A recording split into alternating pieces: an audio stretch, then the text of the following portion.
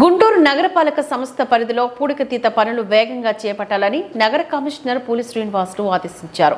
ఆక్రమణలు తొలగించిన ప్రాంతాల్లో తిరిగి ఏర్పాట్లు చేయకుండా పర్యవేక్షించాలని అధికారులకు సూచించారు. కరటపట్టు సెంటర్ నుంచి గుజనగుండ్ల సెంటర్ వరకు జీఎంసీ చేపట్టిన డ్రైన్ రోడ్ ఆక్రమణల తొలగింపు ప్రక్రియను ఆయన పరిశీలించారు. అలాగే పాలిటెక్నిక్ కాలేజీ దగ్గర వెండింగ్ జోన్ ఏర్పాటు మార్కింగ్లను పరిశీలించి అధికారులకు ఆదేశాలను జారీ చేశారు. ఈ పర్యటనలోని సిటీ ప్లానర్ తదితరులు పాల్గొన్నారు.